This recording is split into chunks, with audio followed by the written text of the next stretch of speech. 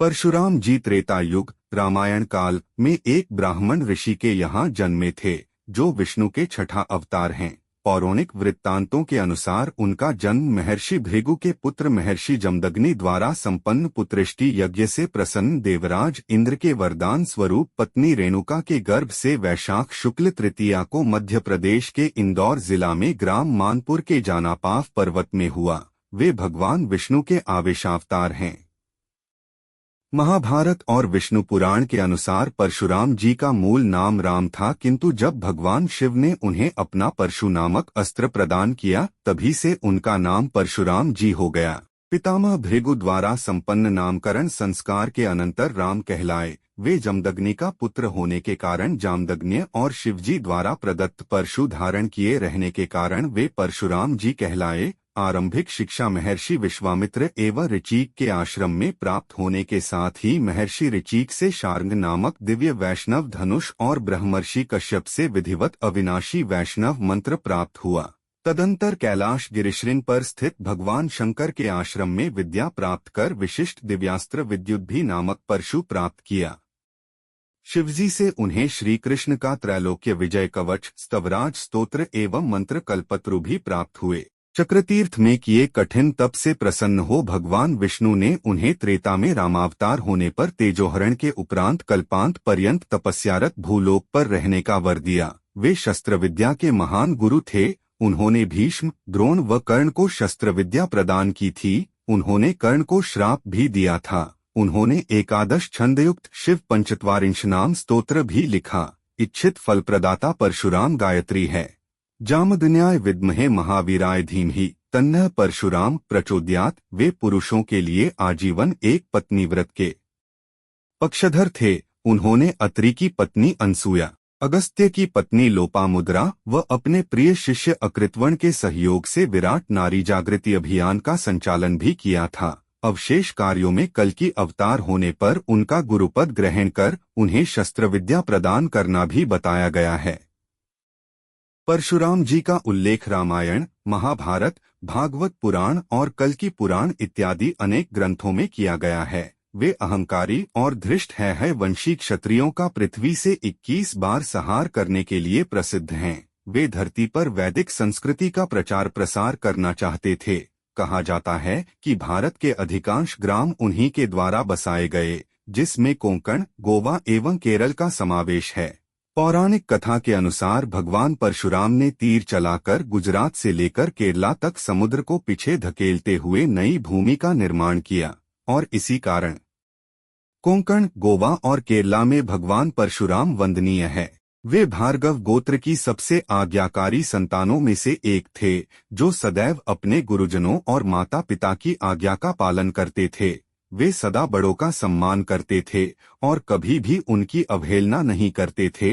उनका भाव इस जीव सृष्टि को इसके प्राकृतिक सौंदर्य सहित जीवंत बनाए रखना था। वे चाहते थे कि यह सारी सृष्टि पशु पक्षियों, वृक्षों, फल फूल और समूची प्रकृति के लिए जीवंत रहे। उनका कहना था कि राजा का धर्म वैदिक जीवन का प्रसार करना है, न कि अपनी प्रजा से आज्ञा पालन करवाना। वे एक ब्राह्मण के रूप में जन्मे अवश्य थे, लेकिन कर्म से एक क्षत्रिय थे। उन्हें भार्गव के नाम से भी जाना जाता है। यह भी ज्ञात है कि परशुराम ने अधिकांश विद्याएं अपनी बाल्यावस्था में ही अपनी माता की शिक्षाओं से सीख ली थीं। वह शिक्षा जो 8 वर्ष से कम आयु वाले बालकों को दी जाती है। वे पशु पक्षियों तक की भाषा समझते थे और उनसे बात कर सकते थे। यहाँ तक कि कई खूंखार वनैले पशु भी उनके स्पर्श मात्र से ही उनके मित्र बन जाते थे। उन्होंने सैन्य शिक्षा केवल ब्राह्मणों को ही दी, लेकिन इसके कुछ अपवाद भी हैं, जैसे भीष्म और कर्ण उनके जाने माने शिष्य थे। भीष्म, द्रोण कौरव पांडवों के गुरु व अश्वत्थामा के पिता एवं कर्ण को यह ज्ञात नहीं था कि वह जन्म से क्षत्रिय है। वह सदैव ही स्वयं को शूद्र समझता रहा, लेकिन उसका सामर्थ्य छुपा न रह सका। उन्होंने परशुराम को यह बात नहीं बताई कि वह शूद्र वर्ण के हैं, और भगवान परशुराम से शिक्षा प्राप्त कर ली, किंतु जब परशुराम को इसका ज्ञान हुआ तो उन्होंने कर्ण को यह श्राप दिया कि उनका सिखाया हुआ सारा ज्ञान उसके किसी काम नहीं आएगा जब उसे उसकी सर्वाधिक आवश्यकता होगी। इसलिए जब कुरुक्षेत्र के युद्ध में कर्ण और अर्जुन आमने सामने होते हैं तब वह अर्जुन द्वारा मार दिया जाता है, क्योंकि उस समय कर्ण को ब्रह्मास्त्र चलाने का ज्ञान ध्यान में ही नहीं रहा। प्राचीन काल में कन्नौज में गाधी नाम के एक राजा राज्य करते थे। उनकी सत्यवती नाम की एक अत्यंत रूपवती कन्या थी। राजा गाधी ने सत्यवती का विवाह भृगुनंदन ऋषि के साथ कर दिया। सत्यवती के विवाह के पश्चात वहां भृगु ऋषि ने आकर अपनी पुत्रवधू को आशीर्वाद दिया और उससे वर मांगने के लिए कहा। इस पर सत्यवती ने श्वसुर को प्रसन्न देखकर उनसे अपनी माता के लिए एक पुत्र की याचना की। सत्यवती की याचना पर भृगु ऋषि ने उसे 2 चरु पात्र देते हुए कहा कि जब तुम और तुम्हारी माता ऋतु स्नान कर चुकी हो तब तुम्हारी माँ पुत्र की इच्छा लेकर पीपल का आलिंगन करना और तुम उसी कामना को लेकर गूलर का आलिंगन करना। फिर मेरे द्वारा दिए गए इन चरुओं का सावधानी के साथ अलग अलग सेवन कर लेना। इधर जब सत्यवती की मां ने देखा कि भृगु ने अपने पुत्रवधू को उत्तम संतान होने का चरु दिया है तो उसने अपने चरु को अपनी पुत्री के चरु के साथ बदल दिया। इस प्रकार सत्यवती ने अपनी माता वाले चरु का सेवन कर लिया। योग शक्ति से भृगु को इस बात का ज्ञान हो गया और वे अपनी पुत्रवधू के पास आकर बोले कि पुत्री, तुम्हारी माता ने तुम्हारे साथ छल करके तुम्हारे चरु का सेवन कर लिया है, इसलिए अब तुम्हारी संतान ब्राह्मण होते हुए भी क्षत्रिय जैसा आचरण करेगी और तुम्हारी माता की संतान क्षत्रिय होकर भी ब्राह्मण जैसा आचरण करेगी। इस पर सत्यवती ने भृगु से विनती की कि आप आशीर्वाद दें कि मेरा पुत्र ब्राह्मण का ही आचरण करे, भले ही मेरा पौत्र क्षत्रिय जैसा आचरण करे। भृगु ने प्रसन्न होकर उसकी विनती स्वीकार कर ली। समय आने पर सत्यवती के गर्भ से जमदग्नि का जन्म हुआ। जमदग्नि अत्यंत तेजस्वी थे। बड़े होने पर उनका विवाह प्रसेनजित की कन्या रेणुका से हुआ। रेणुका से उनके 5 पुत्र हुए जिनके नाम थे रुक्मवान, सुखेन, वसु, विश्वानस और परशुराम।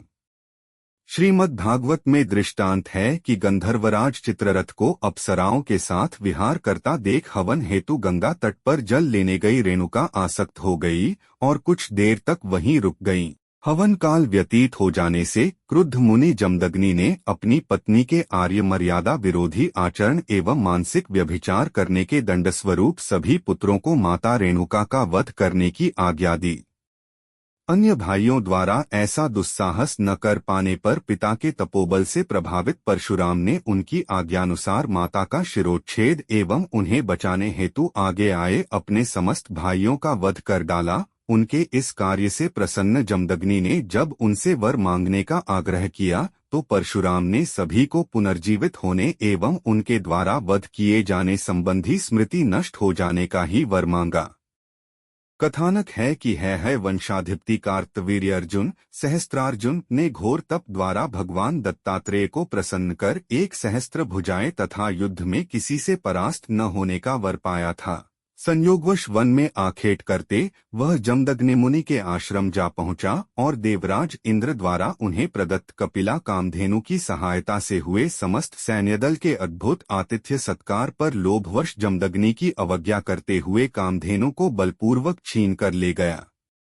कुपित परशुराम ने फरसे के प्रहार से उसकी समस्त भुजाएं काट डाली व सिर को धड़ से पृथक कर दिया।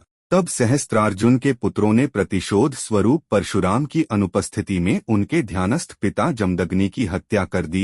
रेणुका पति की चिताग्नि में प्रविष्ट हो सती हो गईं। इस कांड से कुपित परशुराम ने पूरे वेग से महिष्मती नगरी पर आक्रमण कर दिया और उस पर अपना अधिकार कर लिया। इसके बाद उन्होंने एक के बाद एक पूरे 21 बार इस पृथ्वी से क्षत्रियों का विनाश किया।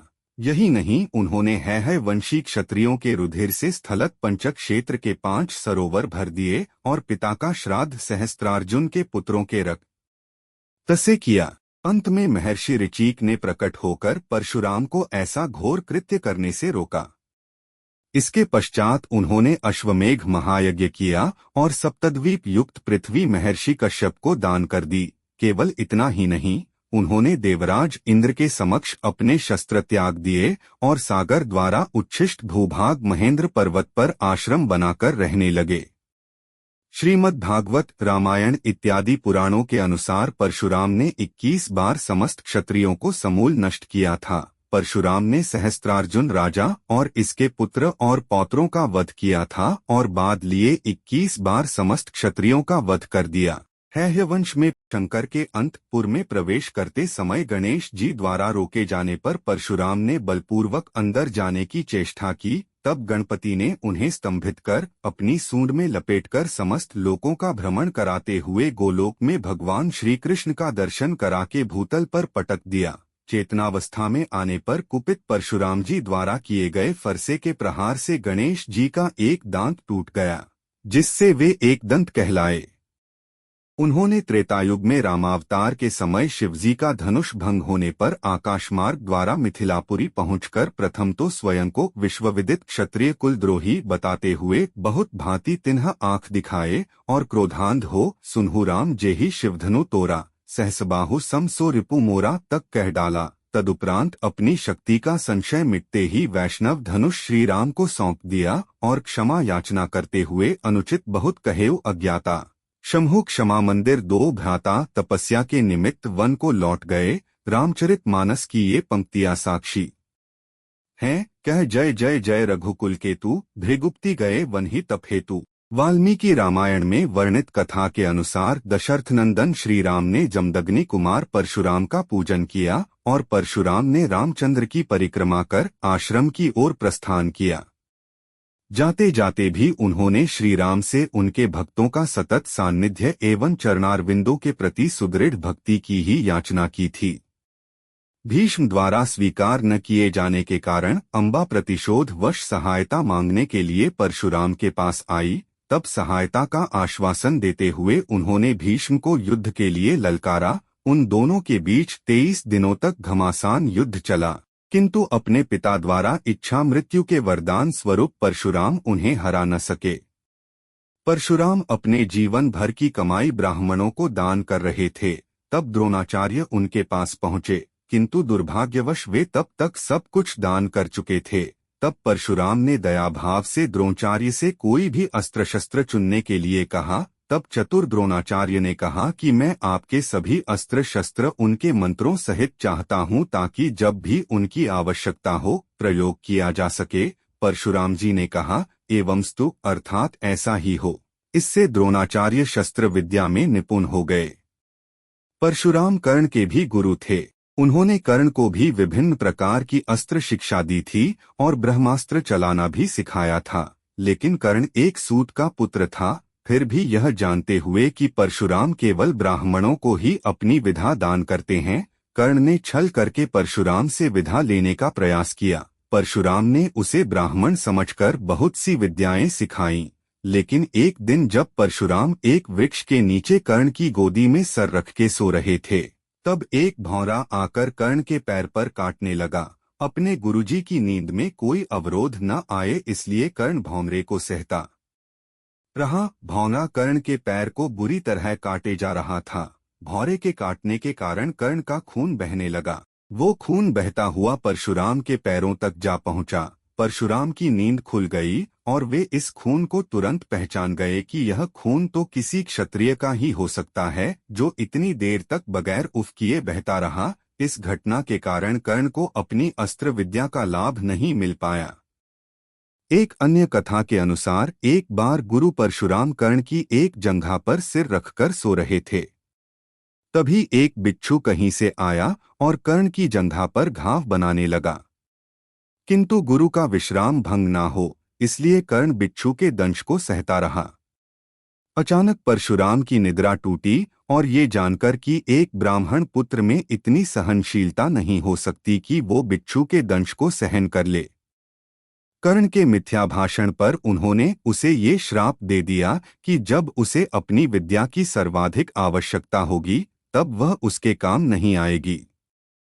अर्थात मैं आपको बता दूं, जो बिच्छू कर्ण की जांघ पर आया था वो भगवान इंद्रदेव थे। इंद्रदेव पता लगाने आए थे कि इतना शक्तिशाली एक ब्राह्मण पुत्र नहीं हो सकता, क्योंकि कर्ण ने अपनी धनुर्विद्या और दिव्य शक्ति से इंद्रदेव को भी परास्त कर दिया था। और इसी कारण इंद्रदेव को पता चला कि कर्ण ना तो क्षत्रिय और न ब्राह्मण कुल के हैं, और पता चला कर्ण एक शुद्ध पुत्र थे।